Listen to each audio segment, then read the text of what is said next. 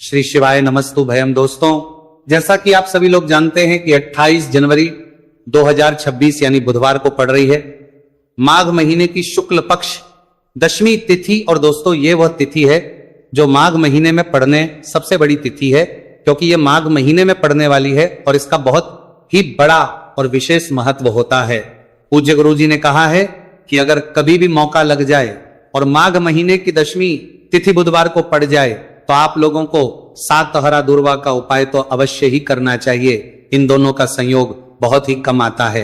इसी के साथ में गुरुजी ने अपनी शिव पुराण कथा में बताया है कि इस दिन आपको 7 दुर्वा का उपाय तो आपको अवश्य ही करना चाहिए, क्योंकि ऐसा दिन पूरे साल में सिर्फ एक ही बार आता है।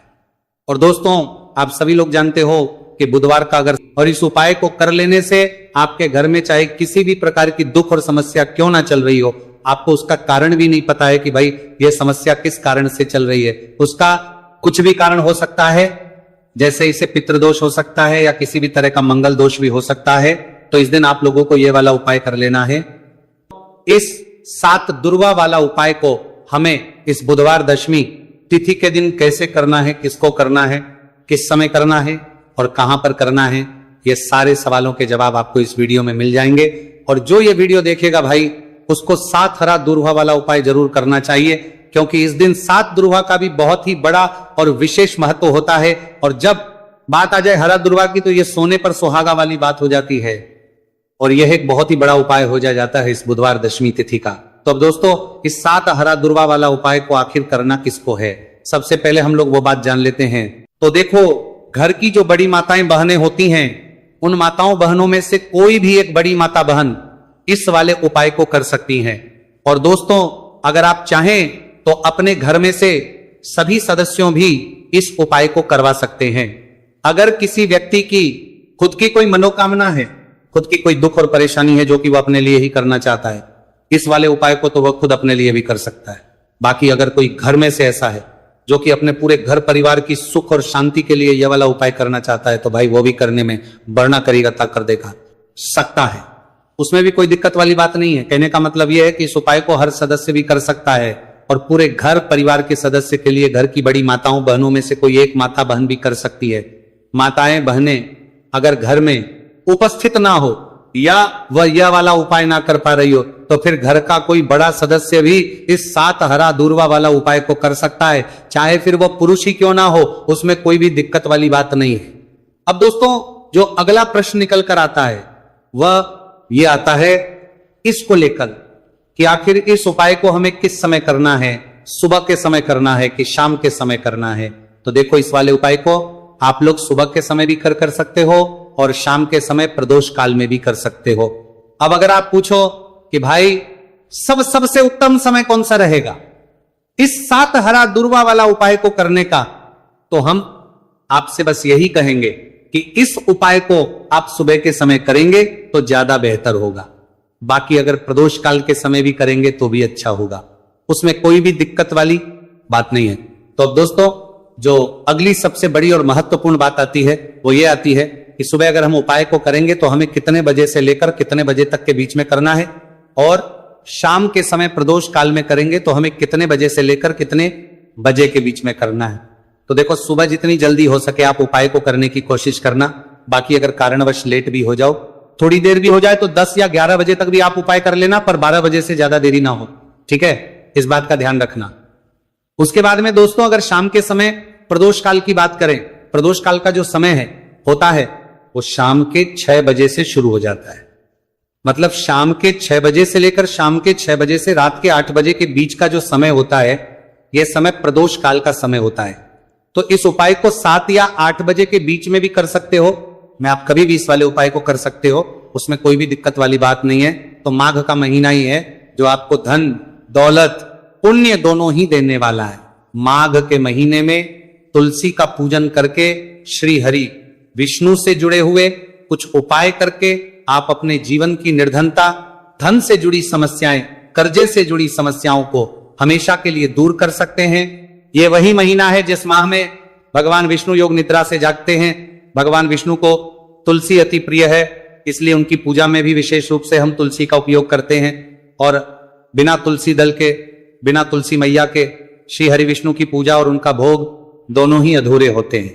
इसीलिए माघ के महीने में ऐसा उपाय आपको बताने वाले हैं जिसे करने से श्री हरि विष्णु की असीम कृपा आपको मिलेगी और मां तुलसी से ऐसा आशीर्वाद मिलेगा, जीवन का हर दुख, हर कष्ट, गरीबी, निर्धनता, कर्जे से जुड़ी समस्याएं, सब कुछ ही आपके जीवन से दूर हो जाएगा और सुख, समृद्धि, धन, वैभव, ऐश्वर्य सब कुछ आपको अपने जीवन में आसानी से मिलने लगेगा। तो चलिए बात कर लेते हैं कि कौन सा उपाय है, तुलसी के पौधे में कौन सी चीज आपको रखनी है और इस उपाय को किस समय करना है। देखिए, सबसे पहले तो आपको बता दें कि अगर आपके घर में तुलसी का पौधा नहीं है तो माघ के महीने में एक तुलसी का पौधा अपने घर में लाकर जरूर लगाए, क्योंकि माघ के महीने में जो लोग अपने घर में तुलसी जी का पौधा लाकर लगाते हैं, मां तुलसी का पूजन करते हैं, कभी भी मां तुलसी उनके घर में निर्धनता नहीं रुकने देती है। हमेशा उनके घर में धन की वृद्धि होती है, धन की वर्षा होती है। तो जरूर से तुलसी का पौधा आप माघ के महीने में अपने घर जरूर लेकर आए और अच्छे से आपको मां तुलसी का पूजन करना है, मां तुलसी के पौधे की देखभाल करनी है। और वह कौन चीज है जो आपको तुलसी के पौधे में माघ के महीने 28 जनवरी बुधवार दशमी तिथि में रखना है, और कैसे यह चीज रखते ही रातों रात आपके जीवन में चमत्कार होगा और आपके भाग्य का भी आपको साथ मिलेगा। तो देखिए, इस वीडियो में जितने भी उपाय हम आपको बताएंगे सभी उपाय सरल है। देखो, गुरुजी ने कहा है कि बुधवार के दिन आपको 7 हरा दूर्वा वाला उपाय तो अवश्य ही करना चाहिए। वीडियो के अंतिम में आपको उपाय बताया है, आपको करना है। देखो, आगे बढ़ने से पहले वीडियो को एक लाइक जरूर करें। देखो, सबसे पहला उपाय, यदि आपके जीवन में कर्जा बहुत अधिक है, आपके जीवन में संकट बहुत अधिक रहते हैं, आपके ऊपर बहुत अधिक विपदा आ रही है, बार बार आपको अपने व्यापार में और अपने धन में हानि देखने को मिल रही है, यानी कि आपको प्रत्येक कार्य में हानि हो रही है, तो आपको यह उपाय करना चाहिए। इस उपाय को करने के लिए आपको 2 चीजों की आवश्यकता होगी। सबसे पहले है, आप जानते हो, जो कि भगवान गणेश जी को समर्पित होती है, तो आपको वह हरा दूर्वा की आवश्यकता होगी। साथ ही में 1 लोटा जल की आवश्यकता होगी। और आप जब भी उपाय को करें, जिस दिन भी आपको करें, तो आपको प्रातः कल सुबह वो करना है। इस बात का विशेष रूप से आपको ध्यान रखना है, ठीक है। तो आपको एक हरा दूर्वा लेनी है। अगर आधा हरा दूर्वा भी मिल जाती है तो भी कोई दिक्कत नहीं है। बस आपको हरा दूर्वा है, अगर ज्यादा ना मिले तो उस स्थान पर एक हरा दूर्वा भी ले सकते हैं। हरा दूर्वा आपको आसानी से कहानी पर भी मिल जाएगी। बस याद रखिएगा, शुद्ध दूर्वा, और मतलब उसे शुद्ध करके ही उपयोग में लीजिएगा, है ना। तो आपको करना क्या है, एक हरा दूर्वा या एक से ज्यादा भी हरा दूर्वा आप लोग ले सकते हैं। तो एक हरा दूर्वा अपनी ले लीजिए। एक हरा दूर्वा के साथ में आप एक लोटा जल ले लीजिए और इन दोनों ही चीजों को लेकर शिवाजी के मंदिर पहुंच जाइए। जी के मंदिर पहुंचकर सबसे पहले आप शिवाजी के पास में बैठ जाइए। शिवाजी के पास में बैठने के बाद जो शिवाजी की शिवलिंग होगी, शिवलिंग के ऊपर सबसे पहले आपको यह दुर्भाग्य को समर्पित करना है। दुर्भाग्य को कुछ इस प्रकार से समर्पित करना है कि जो दुर्भाग्य दांडी का मुख होगा वो जलधारी की तरफ हो, जहां से जल नीचे करता है ना। और जो हरा दूर्वा का मिला हुआ भाग होगा वो अपने आप शिवाजी के पीछे की तरफ हो जाएगा, ठीक है। तो इस प्रकार से यह हरा दूर्वा का ये दूर्वा आपको भगवान शिवाजी का शिवलिंग के ऊपर समर्पित करनी है। और जो 1 लोटा जल आप अपने साथ लेकर आए हैं, इसी दूर के ऊपर भगवान शिवजी के शिवलिंग के ऊपर एक धारा से आपको समर्पित कर देना है, ठीक है। अब यहां पर देखने बात यह है कि यह उपाय इस व्यक्ति को करना है जिस व्यक्ति की नौकरी नहीं लग रही हो, जो व्यक्ति परीक्षा में पास होना चाहता हो, तो इस व्यक्ति को अपने हाथों से इस उपाय करना है, तभी उपाय कम करेगा, ठीक है। उपाय को करने के बाद आपको 3 महीने उपाय आपको कब तक करना है, जब तक कि आपकी नौकरी ना जाए। जब तक आप इस उपाय को नियम के साथ करो, आपकी नौकरी जरूर लगेगी। अब बात करते हैं दूसरे उपाय के बारे में। तो देखिए, दूसरे उपाय जो है, देखिए इस उपाय के लिए आपको मात्र 1 लौंग का जोड़ा लेना है, यानी कि 2 फूल वाली लौंग लेनी है। साथ में आपको मात्र थोड़ा सा शहद लेना होगा और इसी के साथ में आपको तांबे के पात्र अंदर शुद्ध जल लेना होगा। अब देखिए, इन सभी सामग्रियों को लेकर के आपको भगवान शिव के मंदिर में पहुंच जाना है।